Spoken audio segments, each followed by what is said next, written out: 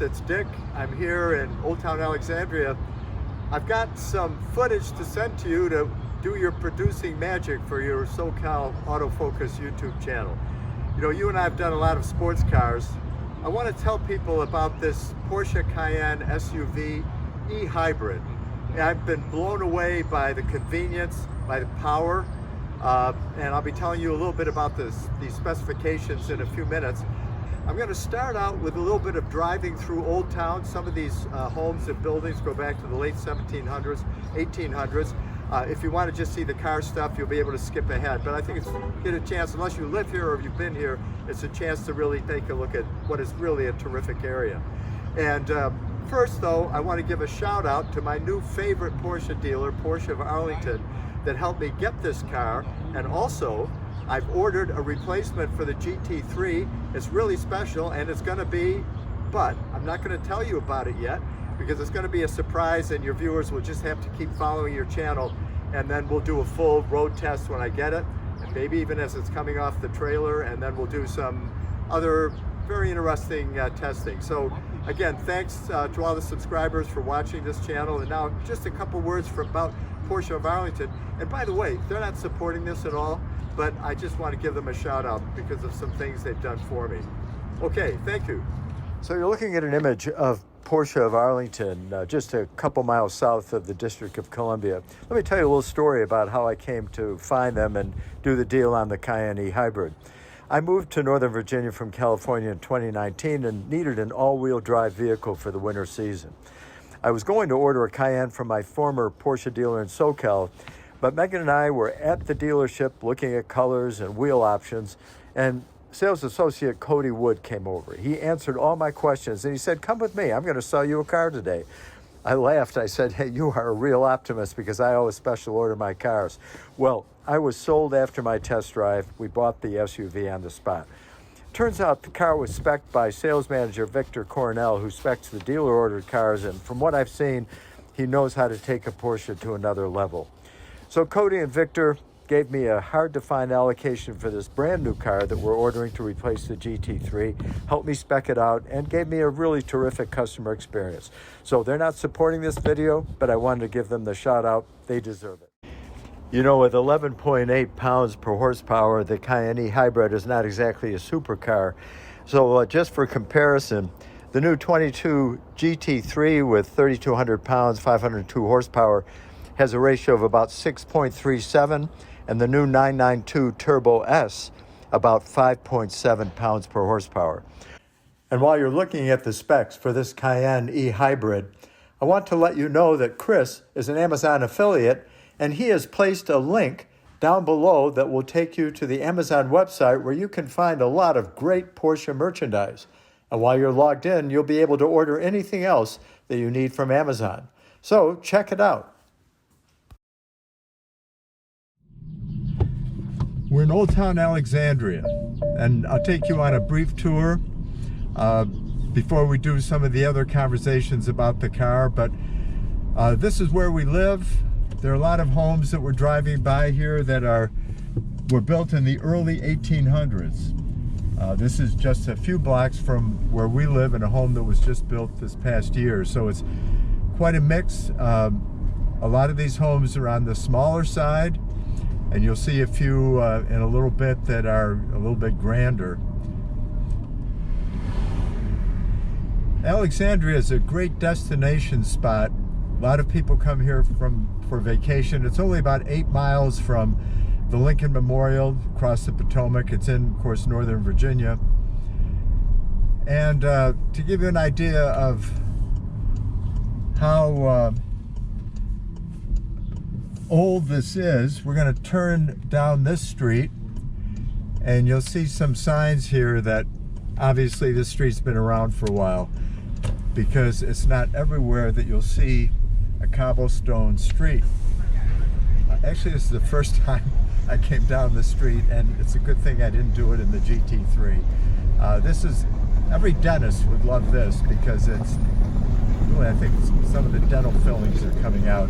That's the Potomac straight ahead. This is us navigating, doing a little chicane here around the Honda Accord. hard to even talk.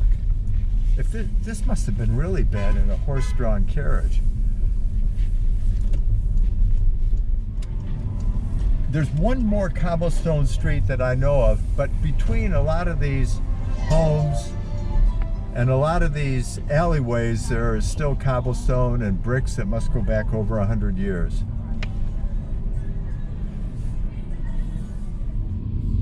Here we're getting closer to the downtown section, so some of these houses were probably built, whether they were for business or residence, probably in the early 1800s.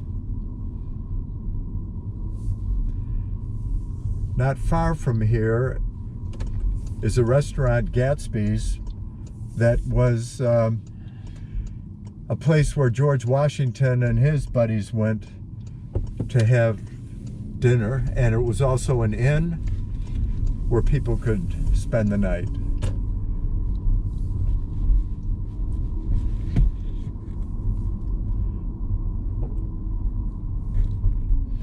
And that's Gatsby's Tavern on the left, still standing, still serving early American food.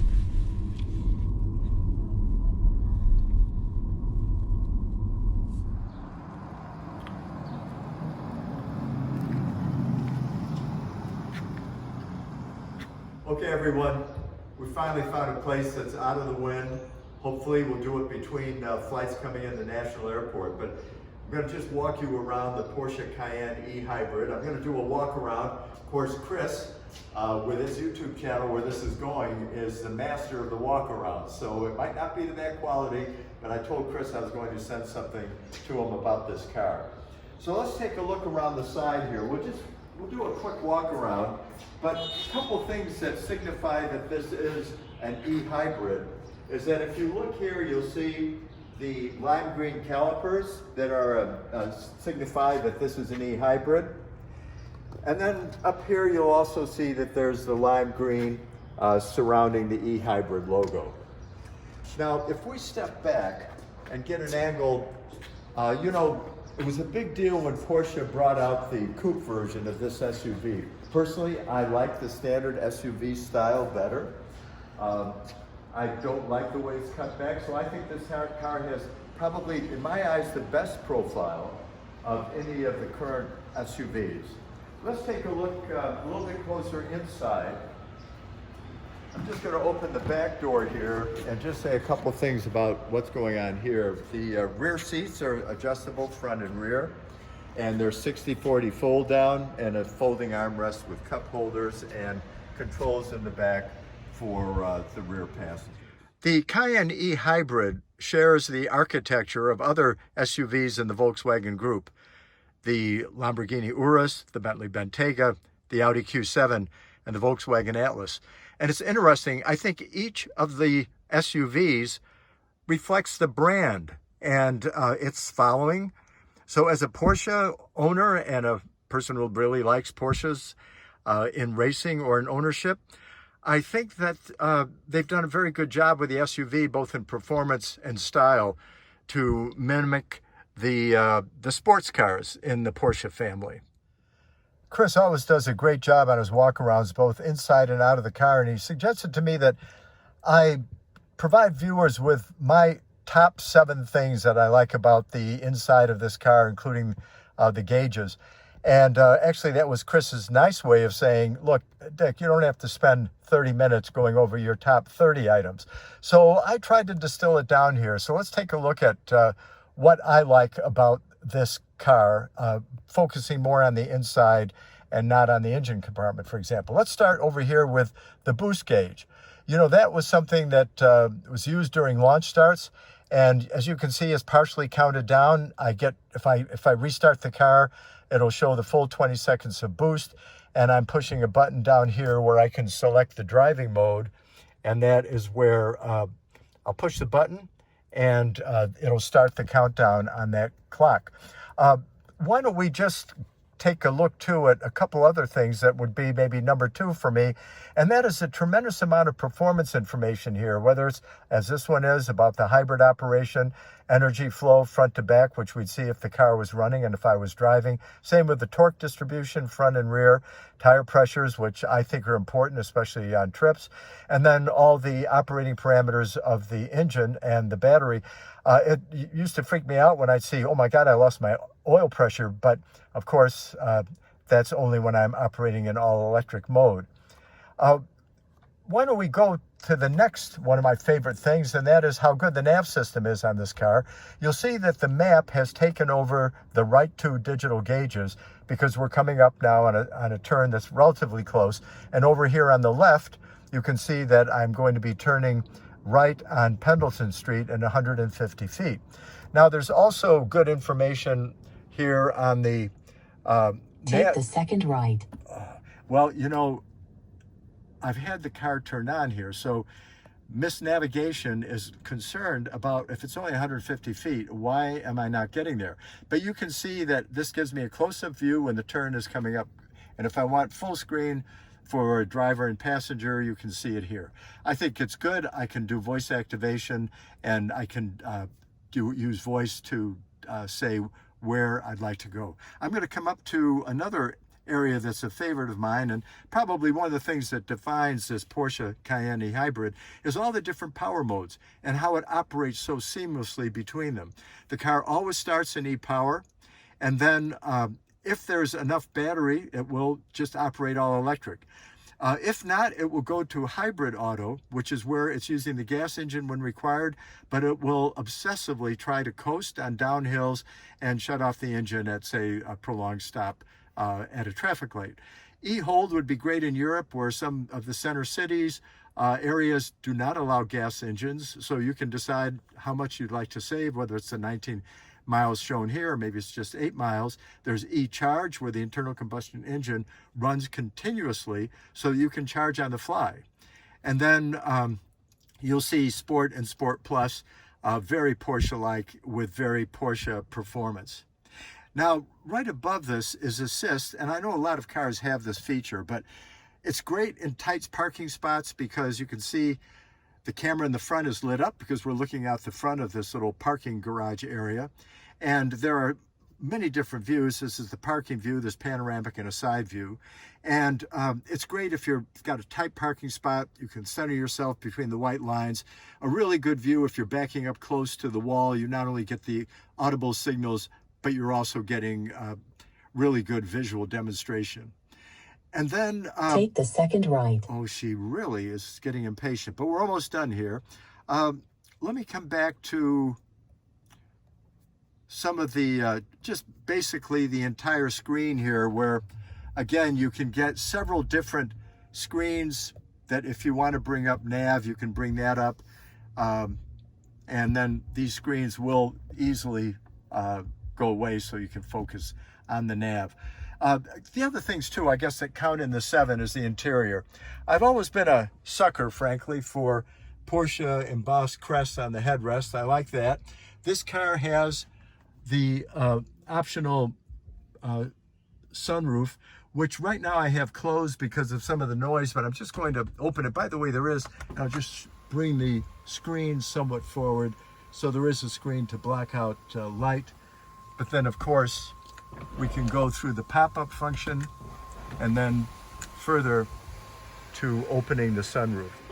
So it really is, I think it's a great vehicle.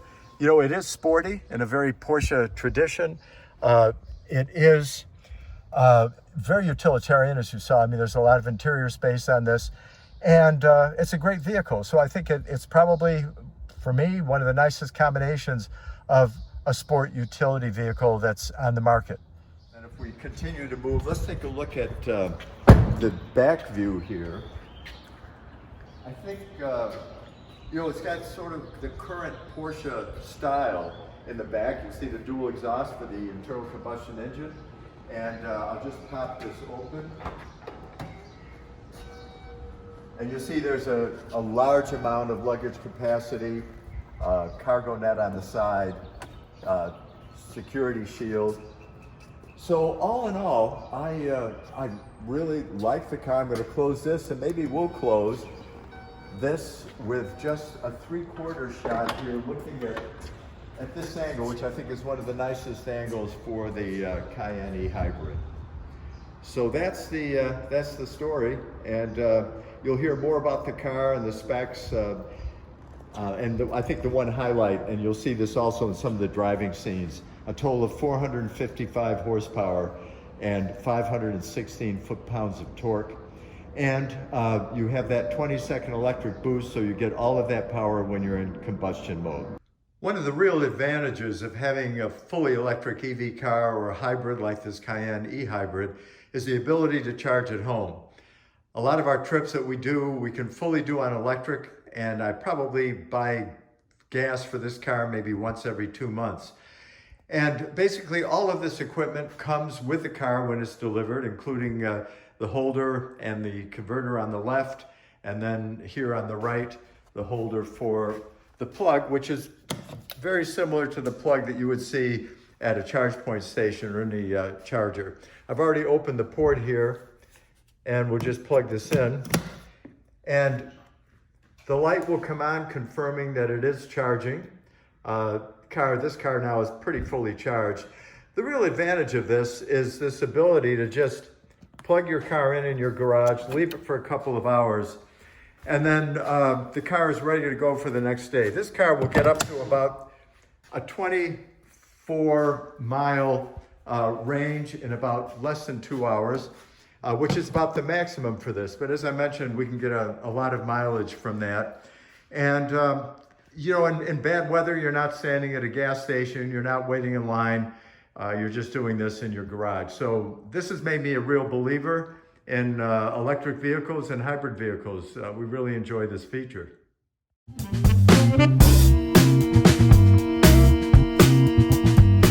So what I want to do here is give you an example of the boost function. I'm in Sport Plus. I have the suspension setting to Sport Plus as well, up 2 clicks. And I have the control on the steering wheel that we looked at on the interior shot, or you will see it. And there's a button there that I can push, and then on the gauge, I'm looking at a button that indicates how much of this boost I have left.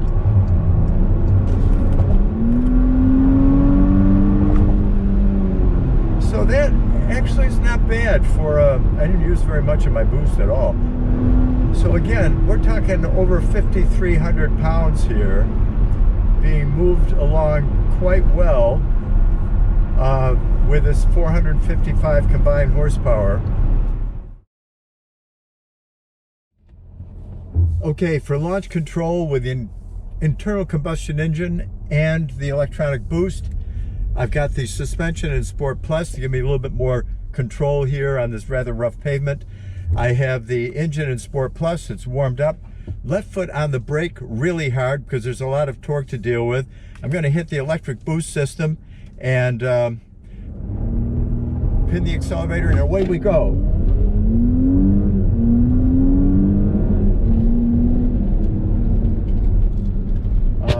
Yeah, you know, for a 5,349 pound curb weight vehicle, this thing gets up and goes. I mean, it's amazing. I was able to look at, well, I actually didn't look at it until once I dropped the brake, but I was able to look at the 20-second signal that's counting down. It's a circle, and you'll see it on the internal video, inside video. But it is amazing to feel this kind of boost and torque off the line in a vehicle like this. This is what's fun about doing these videos with Chris is, hey, you know, of course, when we did the GT3, we used launch control a couple times in both of the videos we did. But launch control in an SUV with an electronic boost, hey, this hybrid thing, I mean, it's not a bad deal. So anyway, I hope you enjoyed that little ride. Okay, just so you know, this isn't a one-trick pony. You can also do launch control with the all-electric mode. You put the control for the mode into e-power. I still have the suspension on Sport Plus for a little more control over this bumpy road. You put the brake on as hard as you can. You push the accelerator down to the detent where it would have brought in the internal combustion engine, and then just take your foot off the brake really quickly. I'm pulling up to the staging area here next to the impound yard.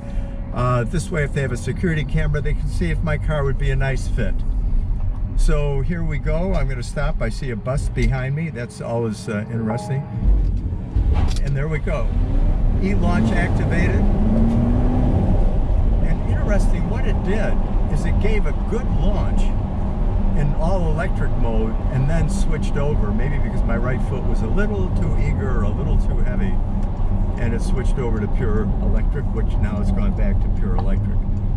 So maybe just a couple comments would be in order. Well, I pulled over to the side of the road. I mean, these launches with this big SUV are really amazing. Quite a surprise, actually. I mean, when I was looking to get an SUV, I didn't realize they came with launch control. I mean, this is a Porsche. I noticed when I was driving here, coming around corners, the car really corners flat. I mean, it's got all those batteries down below, but it's got the suspension, the steering that you'd expect from a Porsche.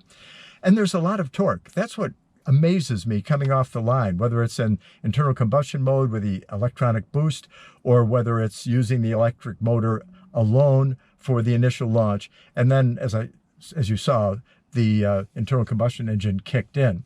But this level of torque, 516 pound-feet, is what I had in an AMG GTS a few years ago, a V8, and a V12 DB11. So although this car weighs 1,100 pounds more than a DB11, you know, it's not about the 0 to 60 time, is it? It's about how things feel. This is why people in a Honda Civic R are having as much fun as people in a GT3, because it's the feel of the car and that sense you get when you press the accelerator. So the ownership experience has been great. I love doing these videos with Chris because I've got to remember, how do I open the sunroof? How do I do launch control? But it's, as the British would say, it's a really nice piece of kit. We appreciate your watching. Hope you subscribe to this. You know, I use it as a great way to look at Chris's over 400 videos, to look at different models, different colors, different options. It's a great channel, and, you know, stay tuned because we're going to be bringing the new car that is a replacement for the GT3. And this, of course, the Cayenne will stay in the family. And we'll do a delivery video probably. Then we'll do some on-the-road driving, and it'll be a good car for launch control. Yeah. So, hey, stay tuned. And it's great having you watch these videos. Thanks.